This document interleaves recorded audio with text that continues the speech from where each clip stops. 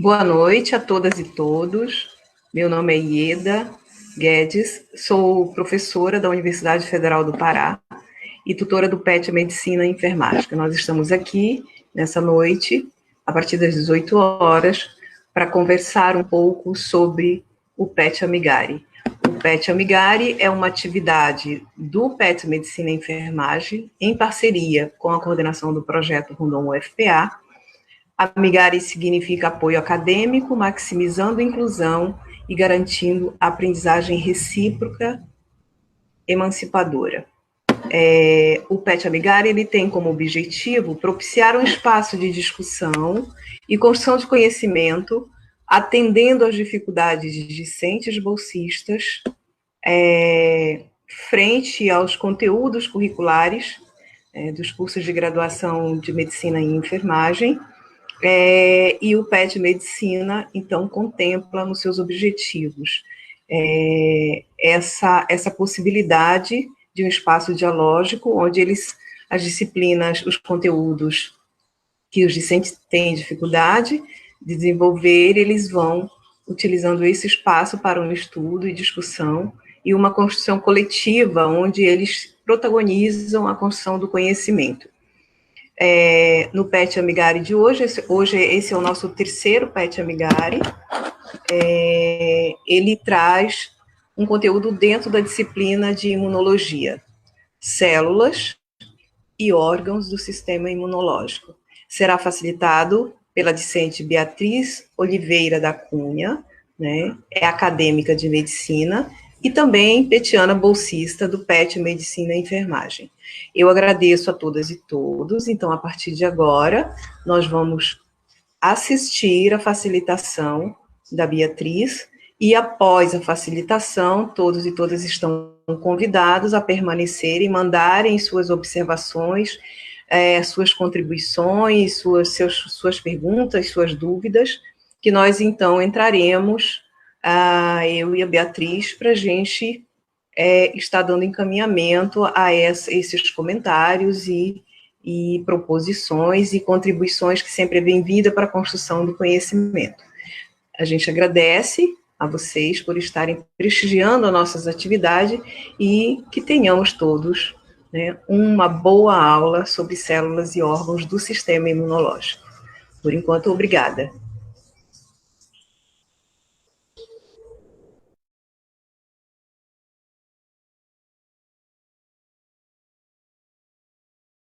São células que eles participam tanto da imunidade inata quanto da imunidade adaptativa. Eles condicionam a imunidade adaptativa.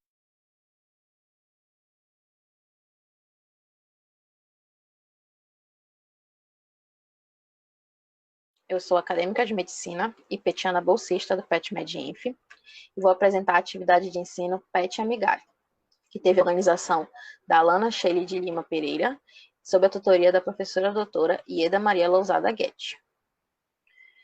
O tema da atividade são as células e tecidos do sistema imune.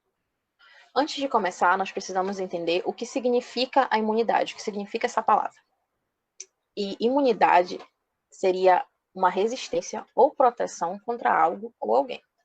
Ou seja, o sistema imune ele é um sistema de defesa que é constituído por uma elencada rede de órgãos, células e moléculas e tem por finalidade manter a homeostase do corpo e combater os possíveis agentes que vão agredir a essa homeostase.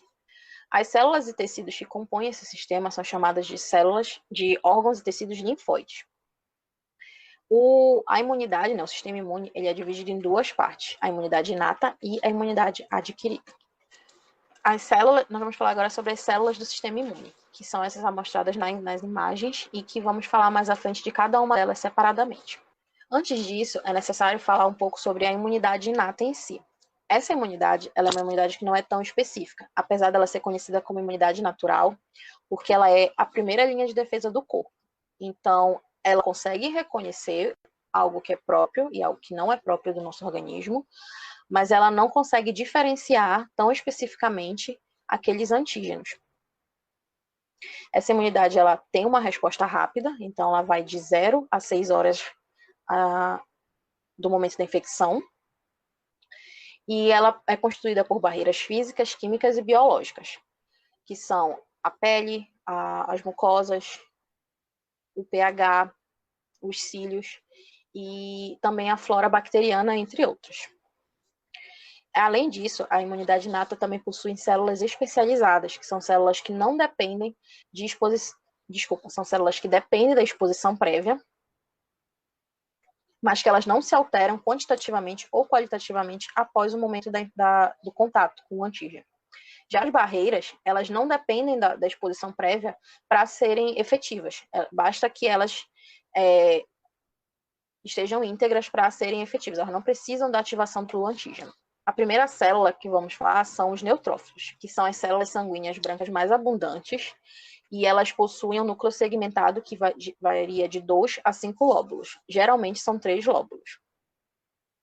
Acontece em algumas doenças, como a anemia megaloblástica, de existirem neutrófilos com mais de 5 lóbulos, e isso é resultante de uma falha no processo de formação dessa célula. Os neutrófilos, eles possuem grânulos, que são de 2 tipos, os específicos e os neutrófilos, e esses grânulos, eles liberam o seu conteúdo no meio extracelular, o que pode causar nas células infectadas vai levar ao processo de apoptose, ou então realizar a fagocitose dessas células. Os neutrófilos, eles circulam no sangue por aproximadamente até 6 horas. Outras células da imunidade inata são os eosinófilos, que eles constituem aproximadamente de 2 a 4% dos leucócitos. Eles possuem um núcleo bilobulado e eles também possuem grânulos, que têm uma proteína básica rica, eles são ricos em arginina, principalmente na defesa contra parasitas.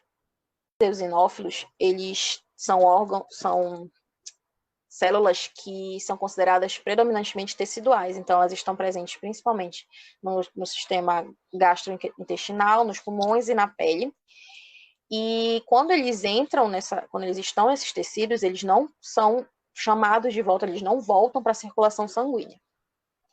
Os monócitos são células que pertencem ao sistema fagocítico mononuclear, ou fagócito mononuclear, que é um sistema composto por várias células em diversas partes do corpo e que possuem como principal característica a realização da fagocitose.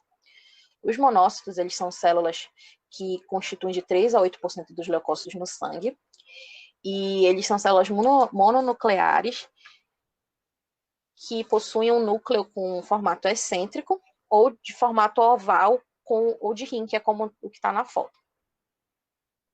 Eles possuem um citoplasma abundante e tem vacúolos nesse citoplasma, e quando eles chegam nos tecidos, quando eles são direcionados para os tecidos, eles se diferenciam e tornam-se os macrófagos, passam a ser chamados por macrófagos.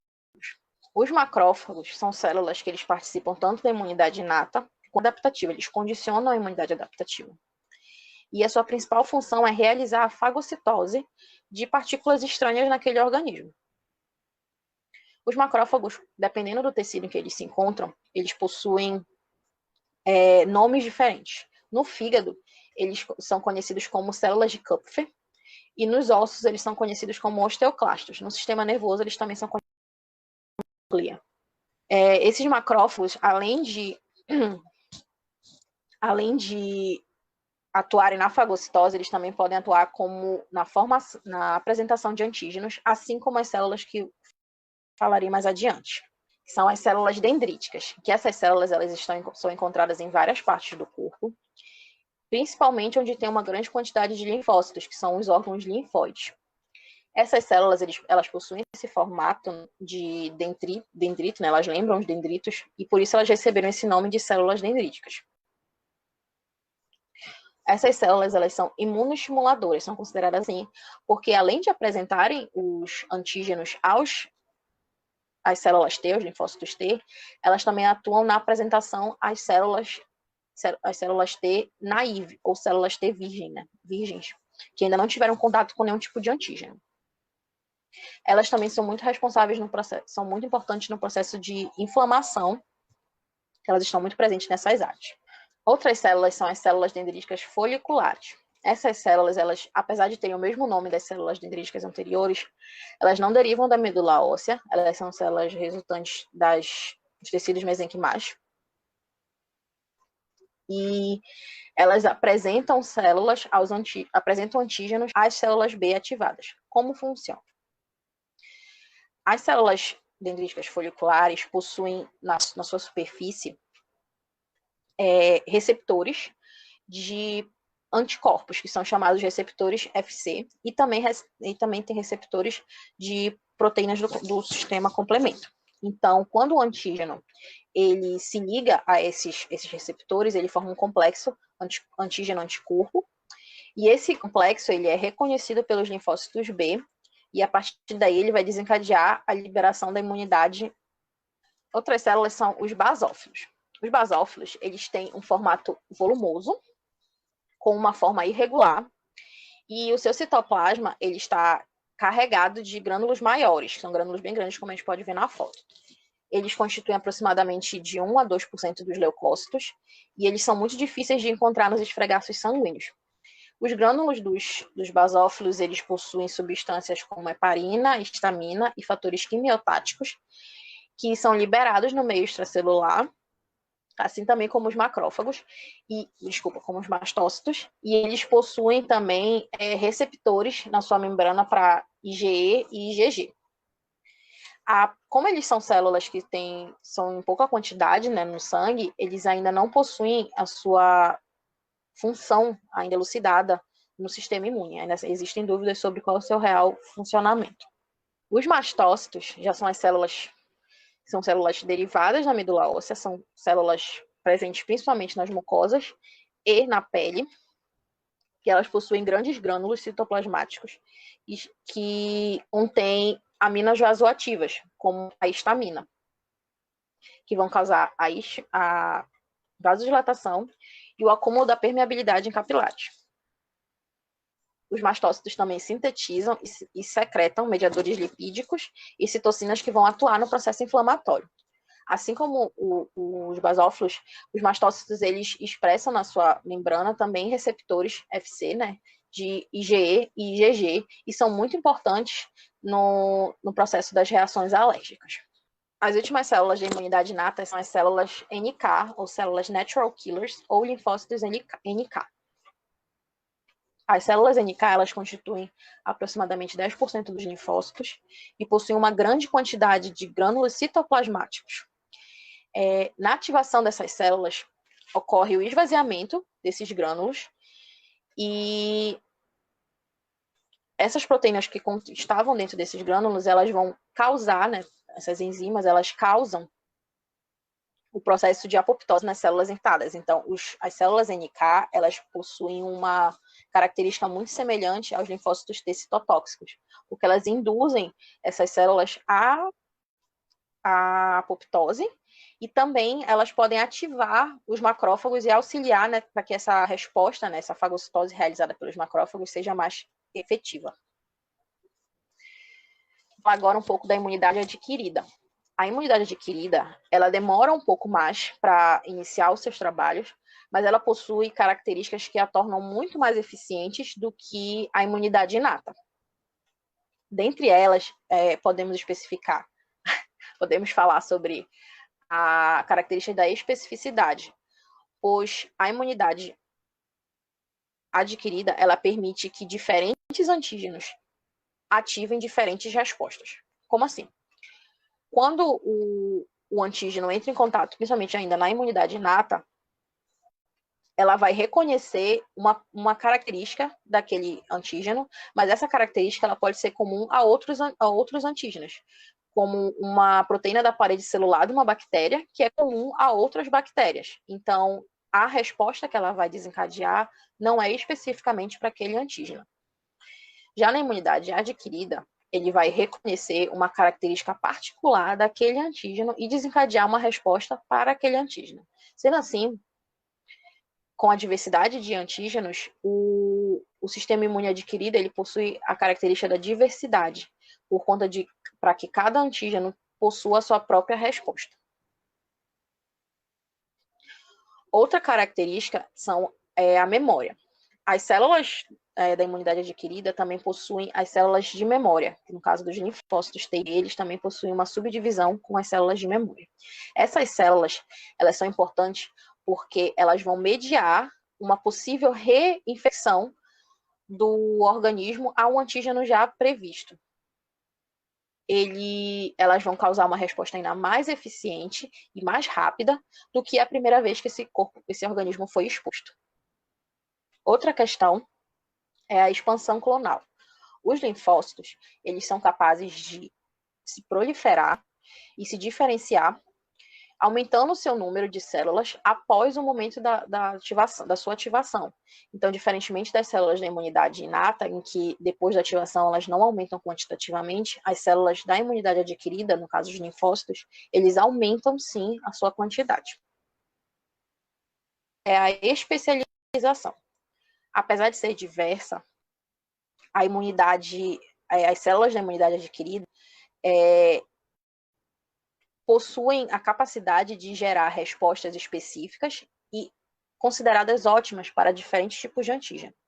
Mesmo que tenha uma grande quantidade de respostas, uma grande quantidade de mecanismos para cada antígeno, essa resposta, digamos assim, não perde a qualidade. Ela continua sendo muito eficiente e muito eficaz na luta contra esse antígeno. A imunidade adquirida também possui a capacidade de proteger as células do corpo que são saudáveis, que não estão ali sendo infectadas, do processo inflamatório, das citocinas que são liberadas pelo corpo, pelas células, de que essas células não sejam danificadas e assim mantenham a integridade, né, a homeostase do corpo.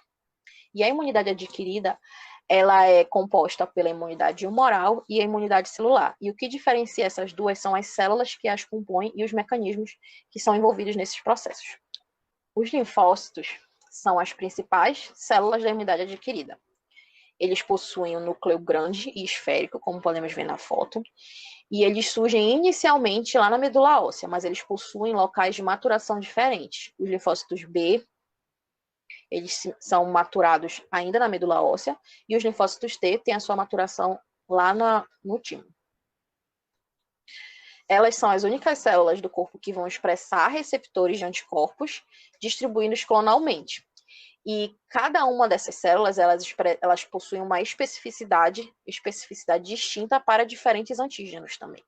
Então, elas expressam receptores para diferentes antígenos.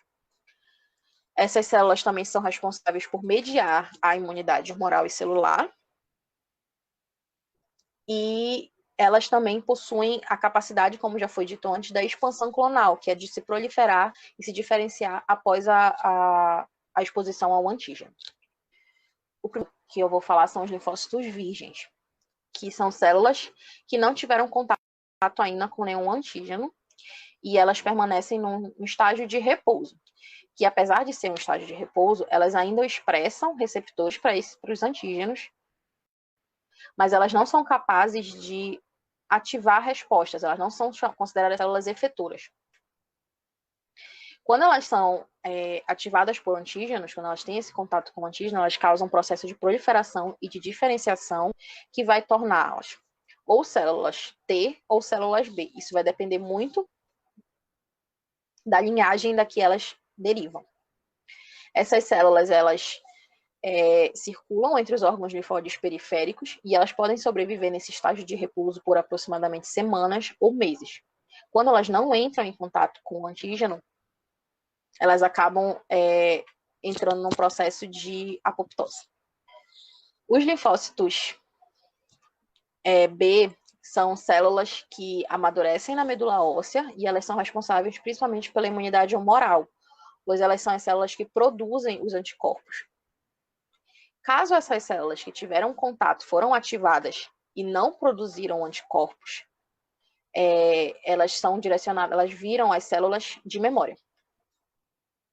Já os linfócitos B que foram ativados são diferenciados e passam por uma reformulação, né? Eles passam por mudanças na sua constituição e tornam-se os plasmócitos. Os plasmócitos são células grandes e ovoides, que possuem um citoplasma rico e bastante retículo endoplasmático. Elas possuem também um núcleo esférico e excêntrico, e a principal função dessas células é a produção dos anticorpos. Então,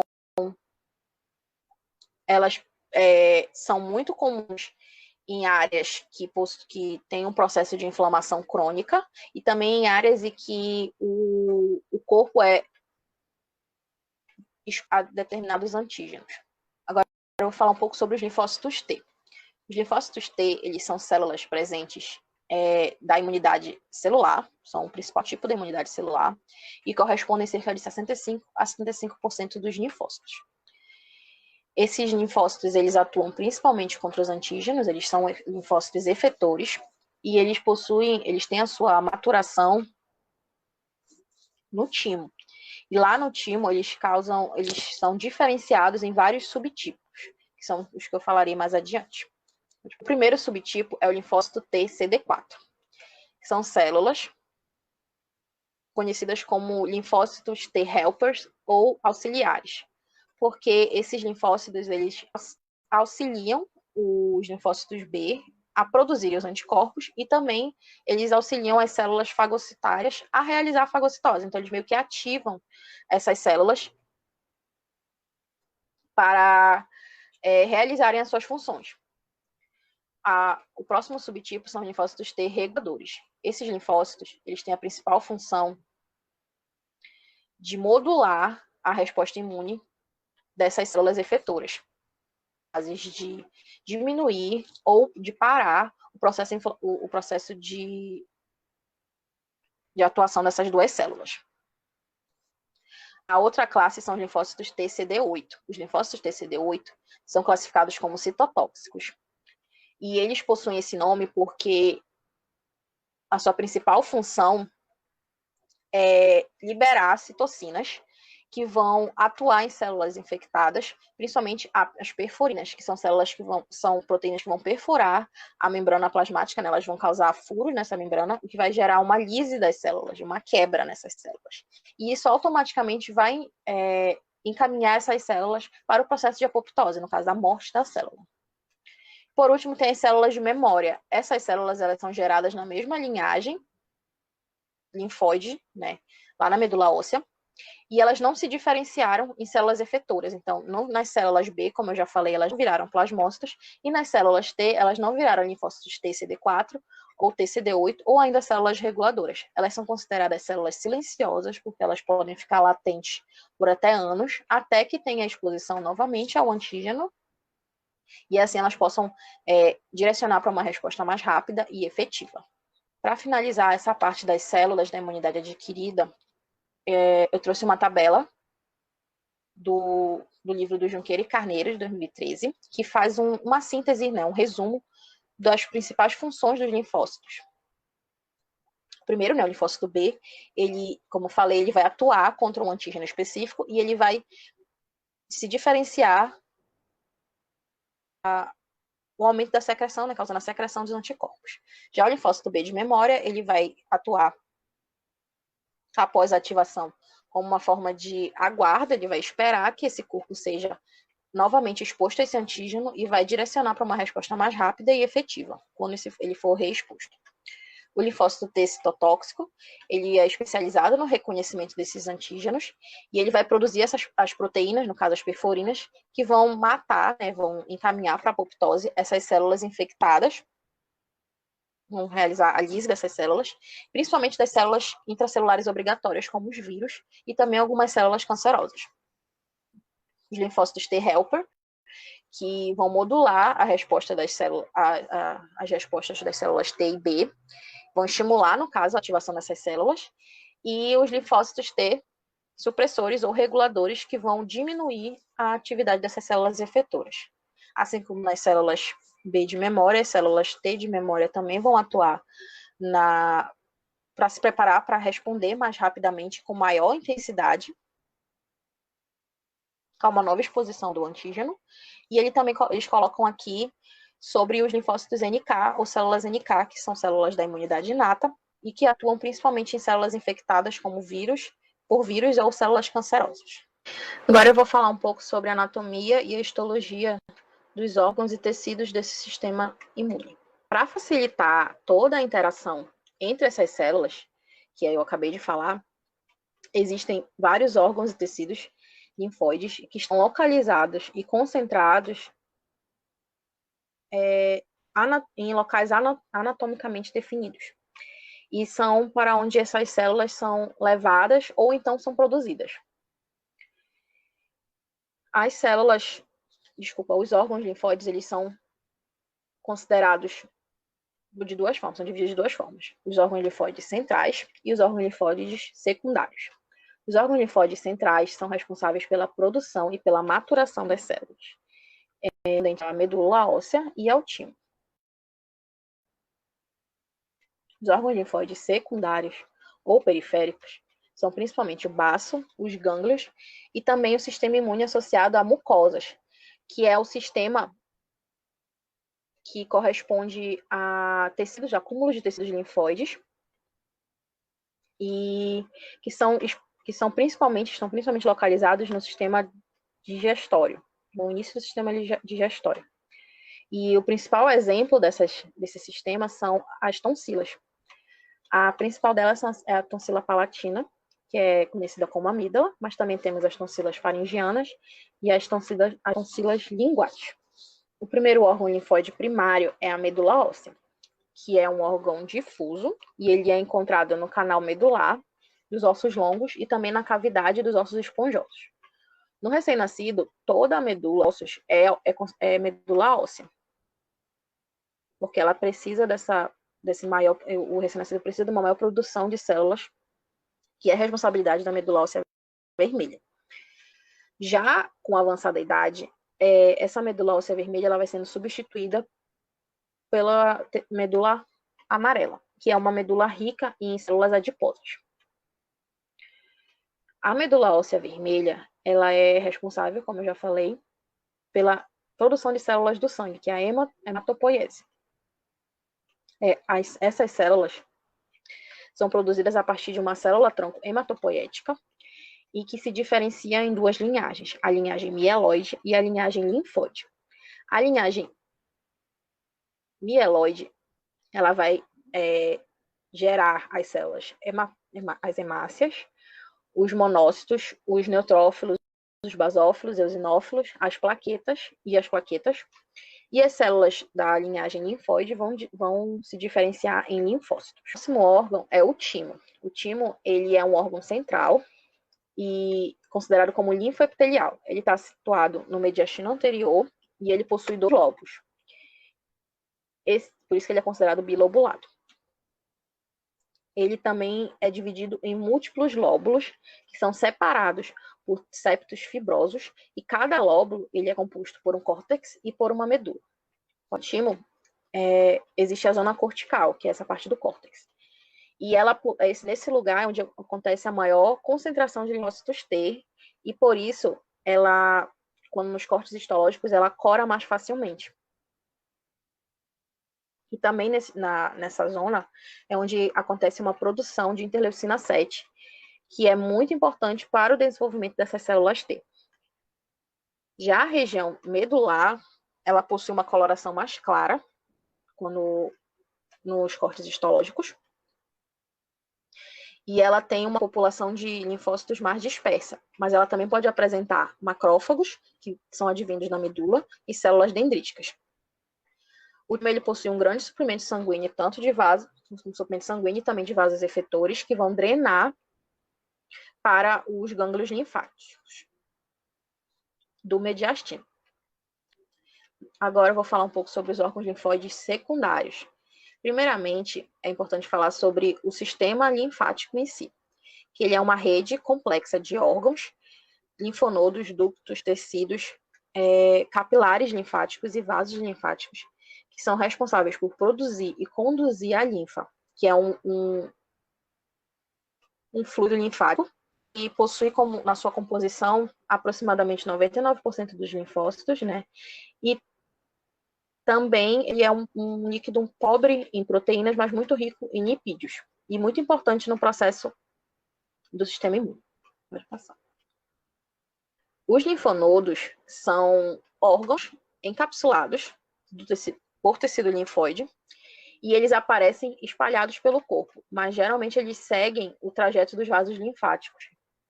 Eles também são situados na axila, na virilha e ao longo dos grandes vasos do corpo. Eles também possuem grande quantidade no tórax e ao longo do abdômen. O linfonodo ele tem um formato de convexo, com um lado convexo, ele parece um rim, ele tem um lado convexo e possui uma reentrância, que é o hilo, que é por onde penetram os vasos sanguíneos e linfáticos. A circulação da linfa dentro do linfonodo, ela possui um caminho unidirecional. Ela vai adentrar pelos vasos linfáticos na parte convexa e vai ser direcionada até o seio medular e vai sair pelo vaso linfático eferente no hilo. Os linfonodos, eles também possuem uma cápsula de tecido conjuntivo denso que vai enviar trabéculas para dentro do seu parênquima e vai dividir ele em compartimentos. Então, ele vai apresentar uma região medular e uma região cortical também. A região cortical do linfonodo, ela é dividida em superficial e profunda. A região superficial é constituída principalmente pelos seios subcapsulares e peritrabeculares e também por nódulos ou folículos linfáticos. As células predominantes nessa área são os linfócitos B, também possuem alguns plasmócitos, alguns macrófagos e também as células reticulares e células foliculares dendríticas. Já a região profunda, a região cortical profunda, que também é conhecida como região que fica entre a região, elas são responsáveis pela grande concentração de linfócitos T nesse órgão. Possuem muitas células reticulares, plasmócitos e também macrófagos. A região medular dos linfonodos, ela é constituída por cordões medulares formados principalmente pelos linfócitos T, mas ela também vai apresentar fibras reticulares e macrófagos. E essa região é onde se concentra a maior parte dos plasmócitos nesses linfonodos. O próximo órgão secundário, ele é o último que falaremos hoje, é o baço. Ele está localizado no quadrante superior esquerdo do abdômen e é o maior acúmulo de tecido linfóide no corpo. Esse órgão ele está interposto na circulação sanguínea. Então, ele é muito importante na defesa do corpo contra micro-organismos que estejam no sangue circulante. Ele vai funcionar como uma espécie de filtro fagocitário e imunológico. E ele também é o principal órgão na destruição dos eritrócitos. Pode passar. O baço, ele possui cápsula de tecido conjuntivo denso, que também vai emitir trabéculas, que vão dividir o parênquima ou polpa esplênica em polpa branca e polpa vermelha. Pode passar. A polpa branca, ela é constituída principalmente, pode passar, por nódulos linfáticos, que assim como nos linfonodos, eles são constituídos por linfócitos. E eles vão se localizar ao redor das artérias centrais. E eles têm a predominância de linfócitos T. Por isso, essa região, ela é conhecida como bainha linfática periarterial. Já na polpa vermelha, foram formados por cordões esplênicos, e entre eles estão os sinusoides vasculares, que são ramificações da artéria esplênica, e eles são circundados por macrófagos, e vão atuar nessa remoção desses micro-organismos que passam ali pelo sangue, também atuam na remoção de células lesionadas e outros organismos que foram opsonizados. Por isso, as pessoas que não possuem o baço, né, que tiraram o baço, elas são muito suscetíveis a infecções por bactérias.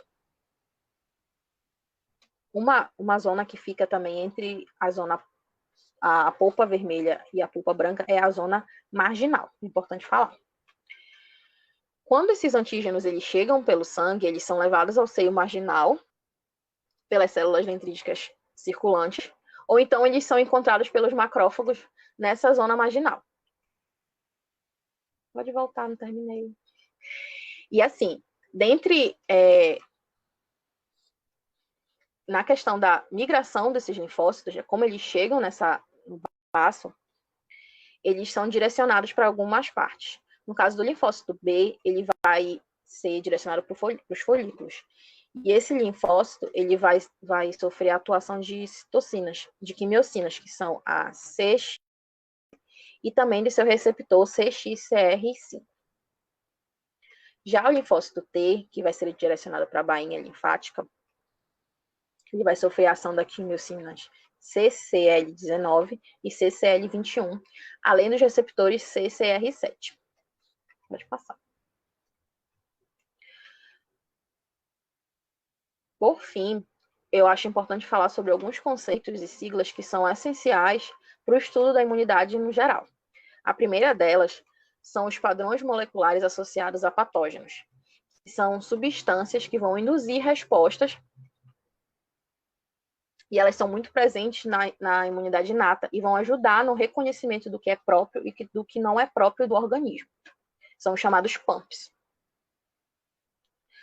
O outro conceito são dos receptores Toll-like, ou TLR, que são proteínas transmembrana que atuam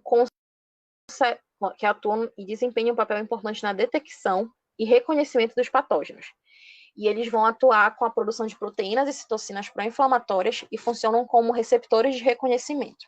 Eles estão muito presentes nos macrófagos, nos neutrófilos, nas células dendríticas. E eles vão atuar, eles são principalmente responsáveis pelo reconhecimento desses PAMPs que eu acabei de falar. Outro conceito é o conceito de complexo principal de histocompatibilidade, que é o chamado MHC, do inglês, ou HLA. O MHC, ele se distingue em duas classes, a classe 1 e a classe 2. Essas classes, elas são responsáveis também pela essa parte do reconhecimento do que é próprio e do que não é próprio do corpo, e elas atuam principalmente na imunidade adquirida. As células de MHC classe 1, o complexo MHC de classe 1, ele está envolvido em todas as células. Já as de MHC classe 2, elas estão presentes principalmente nas células apresentadoras de antígeno, como os macrófagos, linfócitos e células dendríticas. E a principal função é codificar as proteínas de superfície e apresentar antígenos próprios ou até externos ao nosso sistema imune adaptativo. E o MHC, ele é muito importante também falar sobre ele na questão dos transplantes. Cada pessoa possui uma estrutura única de MHC, e esse é um dos principais motivos da rejeição de vários tecidos e órgãos transplantados, porque o corpo não aceita essas estruturas de MHC diferentes que são recebidas pelo doador. Outro conceito que é importante falar é o conceito de Cluster of Differentiation, ou grupo de diferenciação, que são moléculas antígenas que vão se expressar na superfície das células e elas possuem características que meio que as agrupam em grupos de células que são numeradas. Por exemplo, nós temos as células, os linfócitos TCD4 e TCD8, e eles são classificados dessa forma por conta das suas características e das suas funções. Então, ao utilizar o CD, é para se referir a um grupo de células de diferenciação. O último conceito é o conceito de opsonização. A opsonização, ela é um processo que vai facilitar a ação do sistema imunológico, porque ele vai fixar, ele vai colocar ali naquele antígeno as opsoninas, que são ou ainda fragmentos do sistema complemento. E quando ele adiciona é como se fossem marcações naquele antígeno, ali, ela precisa ser fagocitada, ela precisa ser eliminada. Então, a opsonização é um fator muito importante um mecanismo muito importante do sistema imune. Pode passar.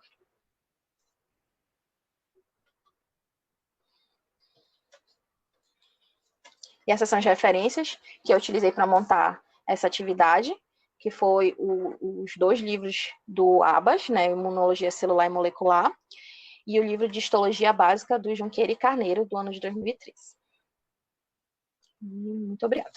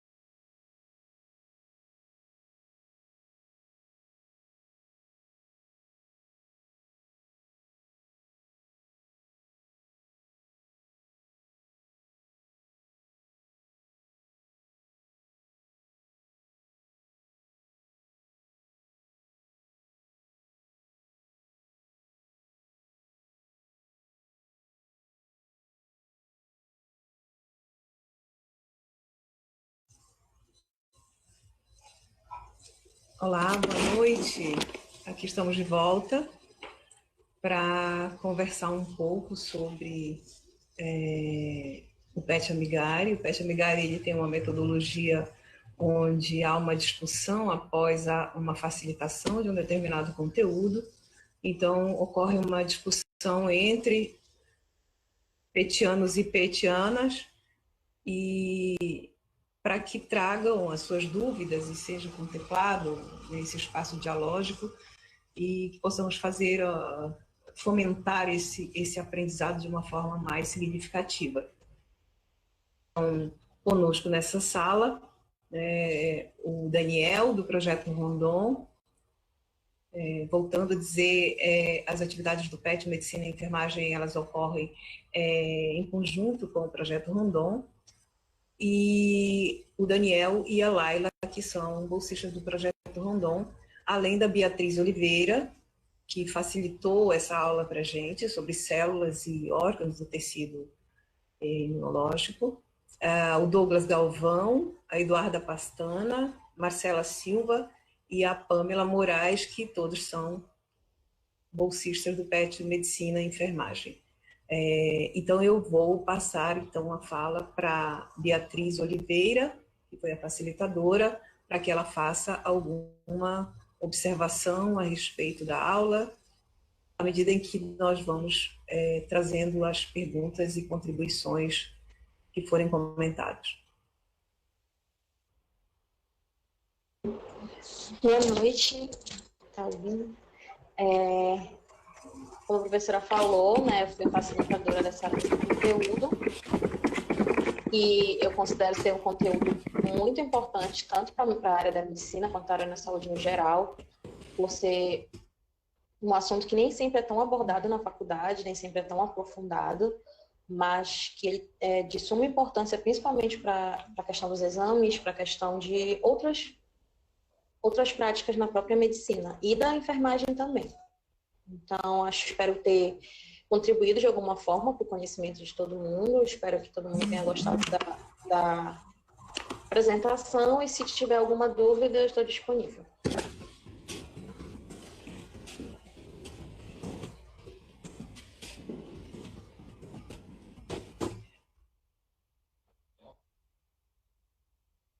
Ok, então aqui nós estamos na sala com a Beatriz, a Marcela e o Douglas,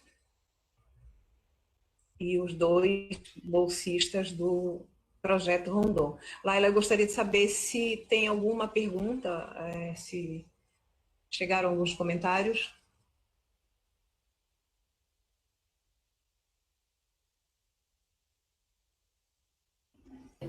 Não, professora, somente.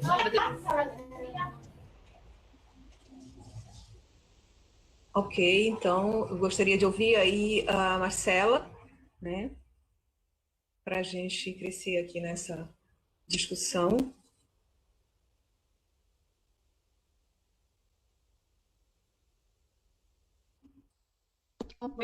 Realmente importante, né? Apesar de a gente já ter visto ele lá no comecinho, né? Na nossa fundamentação em saúde, ainda no ICB, é muito importante a gente relembrar e muitas coisas a gente acaba não vendo. Mas eu queria pedir para a Beatriz explicar um pouquinho sobre os padrões moleculares associados aos patógenos, para ela explicar um pouquinho mais sobre isso.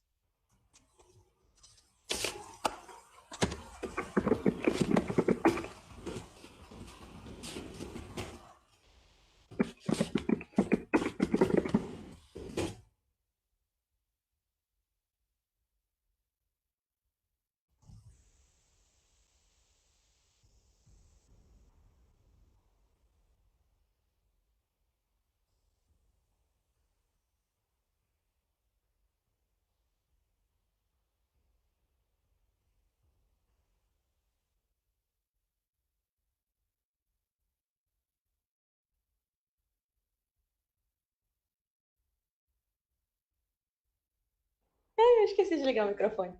Desculpa, voltando. A Bia explicou toda a resposta da Marcela, e eu já estava preocupada, meu Deus, perdemos o áudio de novo, né? Eu esqueci. Segunda vez a aula. Então, eu tava falando. Porque assim, eu não foquei tanto nessa parte dos pumps, porque é uma questão que ela é tratada no decorrer do estudo da imunidade. Eu falei um pouco sobre eles para não ficar tão jogado, mas só para relembrar, no caso, os pumps, eles são, como a própria Marcela já falou, são padrões moleculares associados a patógenos, e eles são proteínas que são responsáveis nesse reconhecimento, né? Elas vão se ligar nas proteínas também toll-like, que são receptores de padrões, e eles vão ser responsáveis por ativar, né, quando acontece essa ligação, eles ativam outras proteínas, ativam a liberação das células e citocinas que vão atuar no sistema imune. Os pumps, eles são proteínas que não são tão específicas. Então, quando eles não se, digamos assim, não se proliferam, a gente já tem um número certo de pumps no corpo, de acordo com o nosso código genético. Então, ele é muito limitado, ele não tem tantas opções ele não reconhece tantos antígenos assim. Mas ainda assim, ele costuma ser muito efetivo, principalmente porque ele reconhece coisas básicas. Por exemplo, algum organismo que tem RNA em dupla hélice, ele vai reconhecer que aquilo não é próprio do nosso corpo, então ele vai ativar, junto com o receptor toll-like, a resposta imune. Muito bem, Beatriz, obrigada. Douglas, com as suas contribuições, observações, questionamentos, perguntas, por favor.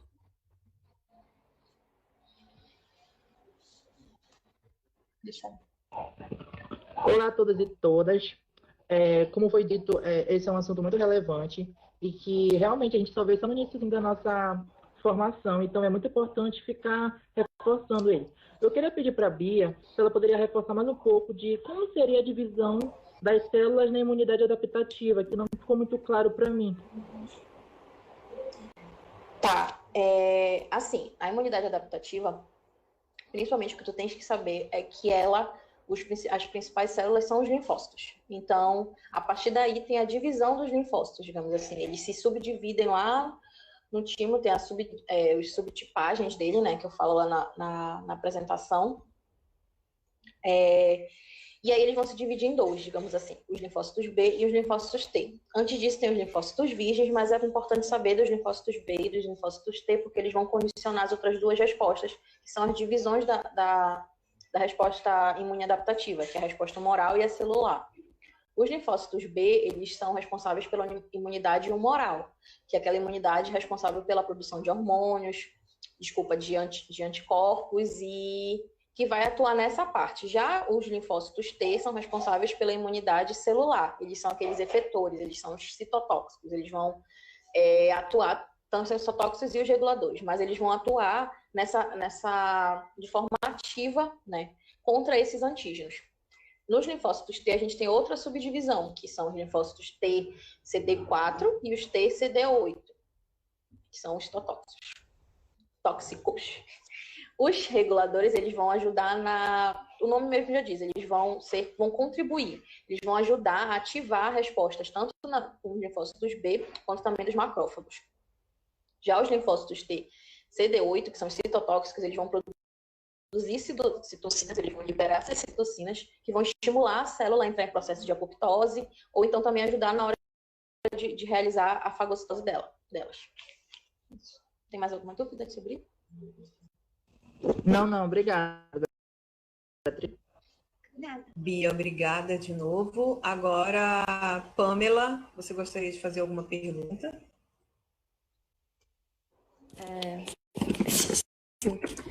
Eu sou a Beatriz e eu gostaria que ela explanasse um pouco mais sobre a questão dos anticorpos. O que seria, para melhor compreensão, esse IgG, IgE, tantas siglas? Eu acho que o microfone não está ligado. Tá. O que são esse IgE e IgE, né? São as imunoglobulinas. Os anticorpos, eles são proteínas também, eles são produzidos pelos linfócitos B e eles têm... Os que eu falo no vídeo são principalmente o IgE e o IgG. O IgG, ele é a imunoglobulina G, no caso, ele já é o mais abundante no corpo e ele é responsável, ele é específico. Então, sempre que a gente entra em contato com algum antígeno, esse anticorpo ele é produzido. Então, é como se ele fosse um anticorpo de memória. E então, existem alguns exames que são feitos até para identificar se a pessoa teve contato com algum tipo de doença. E quando eles encontram um IgG para aquele antígeno, significa que a pessoa teve essa doença. Outra imunoglobulina é a imunoglobulina M. Eu não cheguei a falar nela lá na aula, mas ela é responsável principalmente pelas respostas agudas. Então, nesse mesmo exame que vai tentar identificar se a pessoa teve contato ou não com a doença, tem várias matérias falando sobre a questão do Covid também relacionada a isso. Quando aparece muito a questão do IgM, significa que a pessoa está num processo agudo, ou seja, ela acabou de ser infectada, ela está no início de uma infecção por algum tipo de doença. Então, quando ele aparece, né, esse anticorpo aparece, significa que é uma infecção aguda. Outra imunoglobulina que eu falo é a imunoglobulina E, que ela já é uma imunoglobulina responsável principalmente pelas reações de hipersensibilidade. Então, quando acontece reação de alergia, algo do tipo, a imunoglobulina E ela é a que mais está ali presente, digamos assim. E tem a imunoglobulina A também, que ela é muito comum no trato gastrointestinal, mas é mais ou menos isso. Acho que são muito importantes assim, para a gente compreender como elas agem e até para na hora de identificar, através de exames e tal, como está a fase da doença numa pessoa. Ok, obrigada, Bia, novamente. Eduarda? Tem perguntas, questionamentos, contribuições, de preferência perguntas, para a gente fazer a Bia falar muito. A gente aprender muito com ela agora.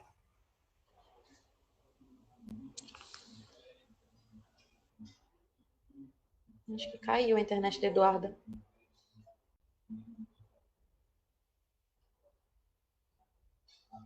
Aqui ela só precisa ligar o microfone. Já ligou. Ah, tá. Eu gostaria de parabenizar a Bia, né, pela apresentação dela maravilhosa. E o assunto de alta relevância que ela está abordando. E eu gostaria de saber quais são as aplicações desse conhecimento dentro da nossa área, né? A área da saúde, tanto na medicina e da enfermagem. Uhum. Mana, assim, desculpa, eu falei mana. como eu falei até antes, a questão da imunologia ela tem sido muito estudada e muito aplicada. Por ser um novo, muitas pessoas ainda não conhecem, mas ela vai desde do hemograma, em que a gente tem o acesso mais fácil, né? Até a questões de tratamento, como, por exemplo, o tratamento com imunoterapia para o câncer. Ele tem sido muito utilizado, tem muitas pesquisas sobre esse assunto e tem tido resultados muito bons. Inclusive, se não me engano, a Ana Maria fez tratamento com a imunoterapia, ela teve um resultado muito bom agora com o câncer dela de pulmão. E então a aplicação passa por aí, desde um simples hemograma, passando por exames para verificar a questão de alergias, exames como eu falei, do Covid, para verificar como está o estágio da doença, né, através da identificação dos anticorpos, e também para terapias essas terapias, digamos, a imunoterapia, elas vão atuar meio que estimulando a resposta imune ou inibindo essa resposta imune. Eu não cheguei a ler muito sobre isso, mas o que eu já vi é que algumas vezes eles conseguem até direcionar, né, para que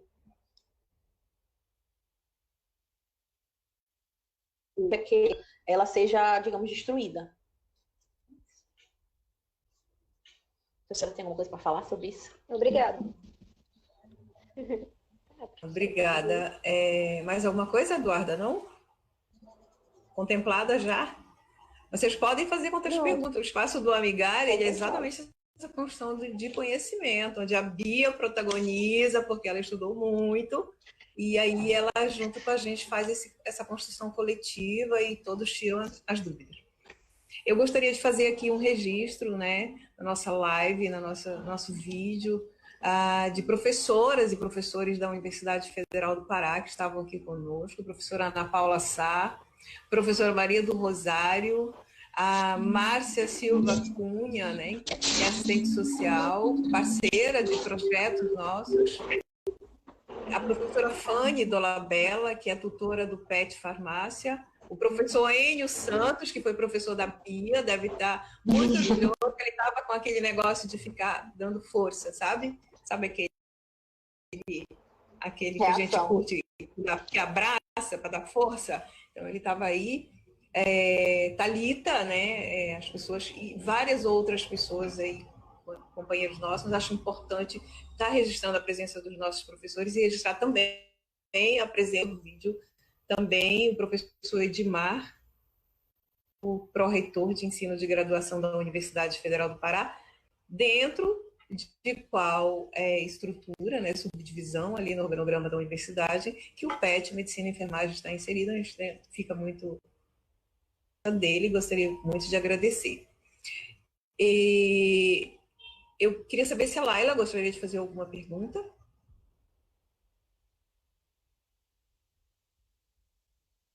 Acho que a Laila está muda. Laila, gostaria de fazer alguma pergunta? Vou voltar. As pessoas que já fizeram perguntas podem, se tiverem mais dúvidas, pode fazer, né? Eu sei que no Amigare lá, a gente fica, né, Eduarda, discutindo exaustivamente, né, Bia? Agora vocês estão um pouco aí tímidos, né, de fazer pergunta, pode fazer, que a Bia está sabendo tudo. Então, esse espaço é exatamente para a gente construir. Acabou que a gente transpôs o quadrado da nossa sala de estudo, lá do PET Rondon, e veio para cá, né, para as pessoas nos olharem. Aliás, está lindíssimo o teu batom, Beatriz. Gostei muito. Aí, então, acho que a Laila não tem nenhuma dúvida. O Daniel, que está com a gente também, que é do Projeto Rondon, tem alguma dúvida, Daniel? O povo do Projeto Rondon não quer falar comigo. Mas tudo bem. Alguém mais do PET gostaria de fazer mais alguma pergunta? Eu tenho uma dúvida. Bia. O Daniel, apareça para a gente ver. Gente, infelizmente eu não vou poder aparecer porque a minha projeção na live, ela vai ficar minimizada, tá? Então, infelizmente eu não vou poder aparecer. Mas, tá. Bia, olha, parabéns pela tua apresentação, amei. Tu és super inteligente, vai ser uma grande médica no futuro. E uma dúvida que eu tenho em Obrigada. relação à atual apresentação é justamente sobre uma doença chamada leucemia. E eu quero saber se a leucemia ela tem alguma relação dentro da imunologia e o que causa realmente a leucemia.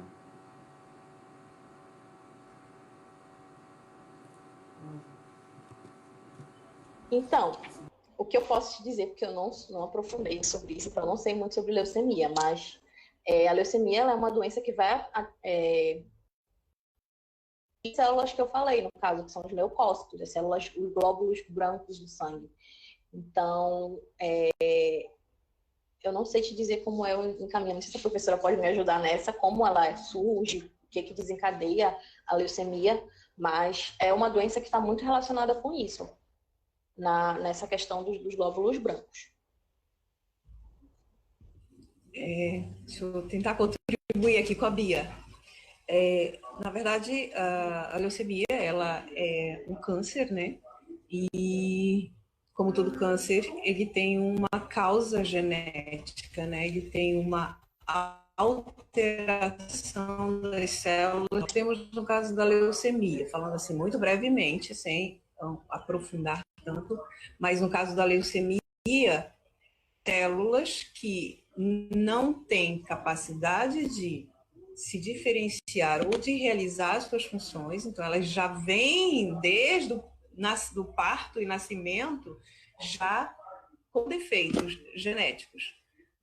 E aí, como toda célula com cancerosa, né, ela fica perturbada e enlouquecida, digamos assim. Ela modifica o seu perfil funcional e ela não consegue mais atender as suas funções, não consegue mais realizar aquilo para o qual ela foi feita.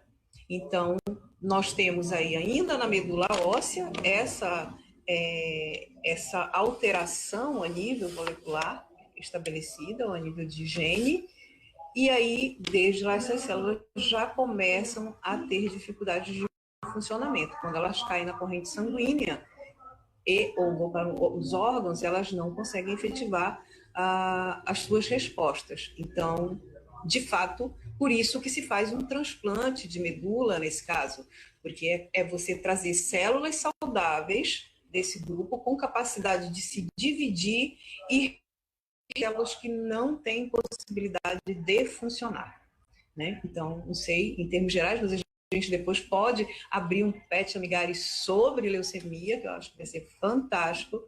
Depois sobre outras coisas que a gente já está planejando, a gente pode falar um pouco sobre alguns cânceres, né? Que eu acho que é um conhecimento que é importante para a gente. O que vale para a gente aqui antes de qualquer coisa, é esse protagonismo dos bolsistas do PET, onde eles constroem, então a Bia se debruçou em cima de um capítulo de livro, né, livro-texto, que geralmente é indicado pelo professor, responsável pela disciplina, né, no qual esse conteúdo está inserido. Então, ela vai e estuda esse capítulo de livro, junto com esse capítulo de livro, ela vai buscando outras informações para acomodar, né, para que ela possa conduzir de forma tranquila a sequência, né, da aula que ela está apresentando.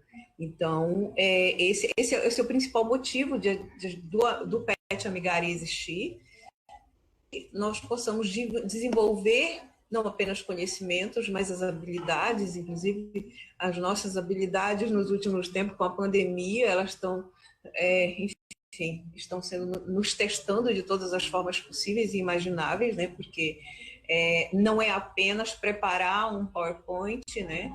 E ir lá e fazer a sua apresentação lá no nosso quadrado da nossa sala.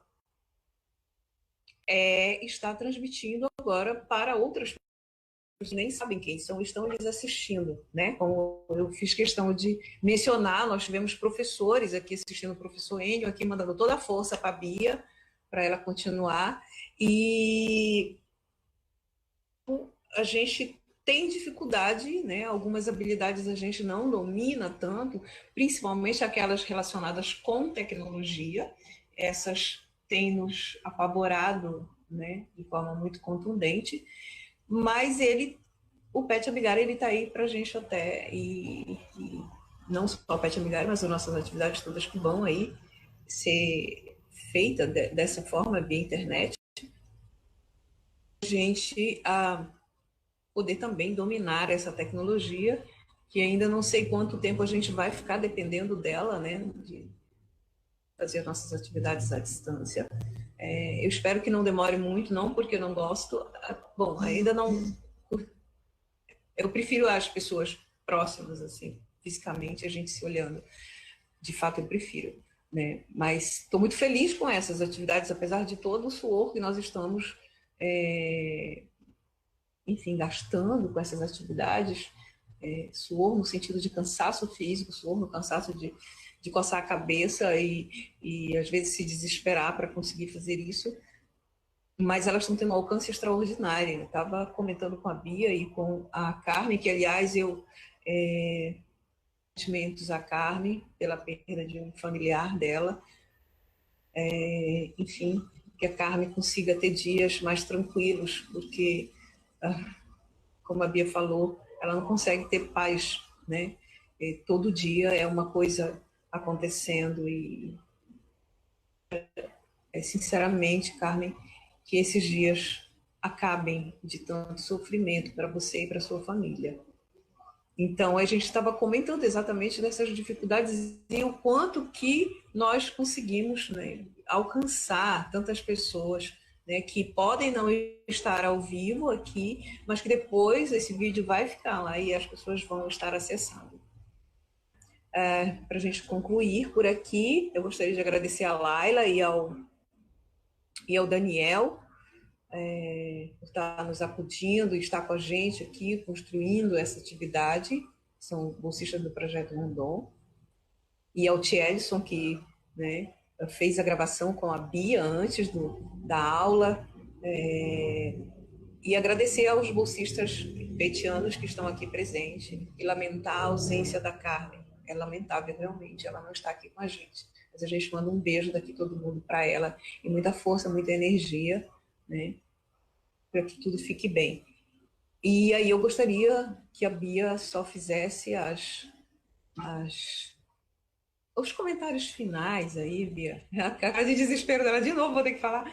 Não, é só para você fazer a conclusão aí, né, dessa sua aula, que foi espetacular. Ela não gosta que eu fique elogiando, porque ela diz, ai, professora, a senhora me deixa nervosa. Aí eu não sei se eu elogio ou se eu digo que está ruim, eu não sei. Porque eu sempre que elogio, ela diz assim, é a coisa da expectativa, né? Então, parabenizar por essa aula, muito boa mesmo, muito bem elaborada, você estudou bastante, e o saldo maior disso não é nem você apresentar essa aula para as outras pessoas. O saldo maior é que é um conteúdo que com certeza se transformou em um conhecimento significativo para você. Pode cair em qualquer prova que você vai dar show, escrever 50 laudas, e o professor vai dizer, minha filha, para que tudo isso? Né? Porque você foi... Não dei ideia. Não, mas não tem nenhum professor de imunologia ouvindo. E os que estão ouvindo não vão falar. Então, eu queria que você fizesse aí um fechamento, né, para essa atividade, já agradecendo a todos e a todas que estão conosco, e a todos aqueles que irão assistir a nossas atividades. Alguém falou que tem uma pergunta, eu acho que foi Laila. Alguém escreveu aqui no comentário. É outra pergunta? Foi o Tielson. Pode falar, Daniel. O Tielson. Oi, Tielson. Oi, Tielson, diga, qual é a sua pergunta? Era uma pergunta a respeito, por causa que faz muito tempo que eu estudei sobre esse assunto também, de CD4, CD8, eu não estou na área mais da saúde, sou da engenharia, mas eu me lembro que quando eu estudava, tinha a questão, por exemplo, muito envolvida dessa parte de CD4 e CD8 para pessoas que são soropositivas. Inclusive, nos exames, eles fazem muito essa questão, não só da contagem, como também do percentual entre CD4 e CD8. Se tu poderias me explicar um pouco sobre isso, comentar um pouco sobre isso. A Bia, a senhora. Deixa a Bia aqui. Estou respondendo uma pergunta aqui. Bia, por favor. Não, prof, fale a senhora sobre o HIV e o CD4.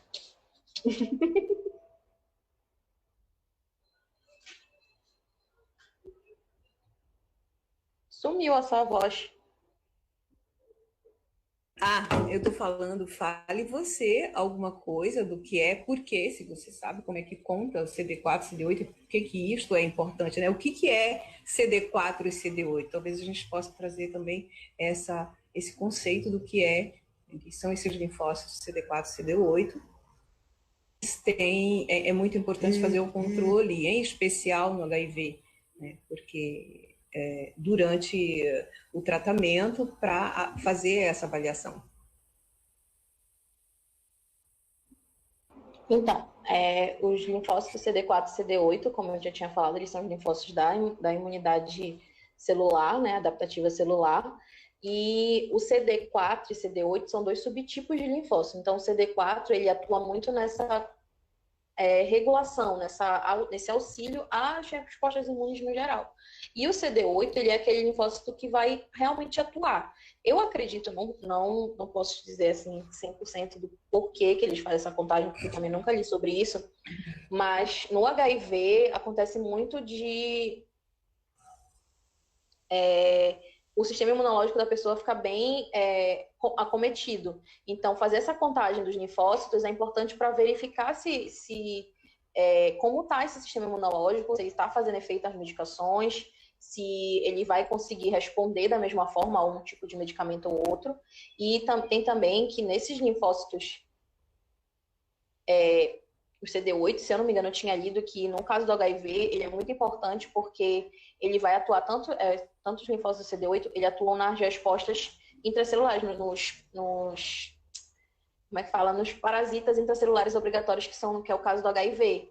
Então, o linfócito do CD8, ele é como se fosse uma célula super importante, porque ele vai estimular, vai matar, digamos assim. Eu sei que não é certo falar dessa forma, mas ele vai levar essas células, né, do HIV, vai tentar eliminá-las ali do sistema. Então, é muito importante essa contagem para ficar sempre monitorando como está o sistema imunológico da pessoa que é soropositivo. Só para complementar o que a Bia falou, é isso mesmo.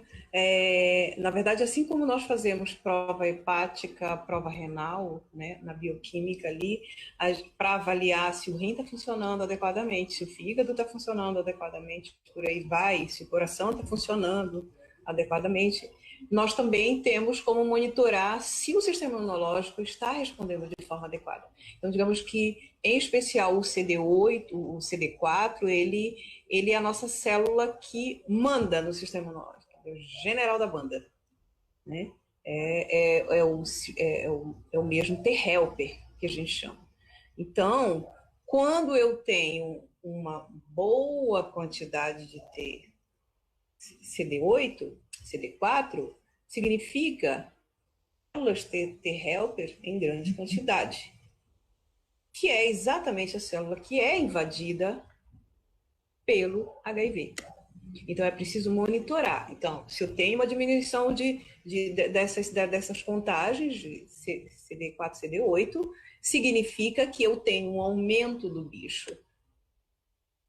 Mas significa que o sistema imunológico, né, esse equilíbrio, e no caso o ideal é que o bicho tenha uma carga viral muito pequena, eu não posso falar bicho, né, mas o vírus tem uma carga viral muito pequena e a gente esteja ok com a resposta daquele organismo. Então, essa balança, ela não pode fazer o contrário, né, ter uma pouca contagem de células CD4, CD8 e um aumento de carga viral, porque senão o vírus vai conseguir, enfim, o feito dele maior. Isso tem a ver, obviamente é monitorado pelo médico e faz a prescrição e faz o acompanhamento, que ele vai modulando, né, reconduzindo aí o que seja necessário. Tem uma diminuição dessas células, outros patógenos vão se oportunizar dessa situação e vão causar, né, danos ao organismo que, se você tivesse com um sistema imunológico tranquilo, respondendo bem, eles não iriam mexer e te destruir, né? Então, alguns patógenos que, nas pessoas que não estão com uma diminuição da resposta imunológica, não causam mal, a gente entra em contato com tudo quanto é bicho, com tudo quanto é patógeno no nosso dia a dia, né? Felizmente, nós temos barreiras que nos protegem, várias delas, ou algumas das células que a Bia traz para a gente. Na boca, a gente tem uma quantidade de IgE, então a gente pode, de repente, beijar alguém e esteja cheio das bactérias na boca, mas aí, né, a gente não bactéria, digamos assim. Então, no carnaval, né, não dá para fazer muito isso. E a nossa pele é muito fácil quando nós temos uma lesão de continuidade, processo infeccioso, né? As bactérias vão se aproveitar de um furinho ali daquela solução de continuidade e fazer aí uma lesão maior e infeccionar. Por quê? Porque a nossa pele, quando ela está íntegra, ela tem proteção e esses bichinhos não vão conseguir entrar na nossa pele. E seria isso, mais ou menos, para contribuir com a Bia aí. Certo, Tiel? Ok, obrigado. Mais alguma coisa? Mais alguma pergunta? Ninguém? Então, Beatriz, faça o seu final, que eu já estava dizendo isso, te elogiando muito, né? Enfim, eu elogio a Bia todo dia, de manhã, de tarde, de noite. Quando ela está fazendo alguma coisa, quando ela não está. Mas obrigada por essa facilitação excelente. Eu acho que você conseguiu trazer um conteúdo de uma forma, que é um conteúdo, digamos assim, base da imunologia. Antes de você aprender qualquer coisa de imunologia, você tem que saber, né, que existem células, que existe uma estrutura histológica e anatômica, onde esses mecanismos do sistema imunológico funcionam. E você trouxe um conteúdo que, digamos assim, é um conteúdo elementar da imunologia, de forma generosa, tranquila, que todos, tenho certeza que ouviram, mesmo não sendo da área de saúde, conseguiram entender, e ao mesmo tempo que você trouxe a complexidade que é pertinente, né, à estrutura dessas células e órgãos. Eu falei até para ela, quando ela estava explicando da imagem dela, e eu achei fantástica a imagem, foi do linfonodo, né, que eu falei para você, do côncavo e do convexo. Eu digo, eu não consigo nunca lembrar qual é o côncavo e o convexo, e ela, falou côncavo e convexo, eu fico medindo, fico pensando no rim, no feijão, para dizer do côncavo e do convexo. Ela falou assim, é uma aula que eu tenho problemas para falar, não é verdade? Problemas assim, no sentido de lembrar essas palavras. Então, é importante ressaltar isso. E a mamãe que mandou um coraçãozinho lá no meu comentário. Olha, muito bem. Então tá, gente, muito obrigada, e a gente encerra por... Ai, que lindo! Ele estava aí o tempo inteiro. É o Lionel. Se não falta mais, nossa vida, todo mundo tem um cachorro latindo por perto, um gato pulando por cima do computador, né, Daniel? Enfim, eu tenho um Google. Veja o que encontrei. Eu tenho um Google que fala comigo toda vez que eu falo, e eu não consigo tirar esse negócio. Então, muito obrigada, Daniel, Laila, e a todos você do PET, por mais um momento de aprendizagem. Muitos ainda estão por vir. Uma boa noite a todos e todas, e muito obrigado em nome do PET Medicina e Enfermagem e da coordenação do Projeto Rondon da Universidade Federal do Pará, nossa linda universidade, que a gente sente muita saudade de ter essa universidade na nossa vida. Ok? Não vou continuar falando que eu vou chorar. Um abraço a todos e todas.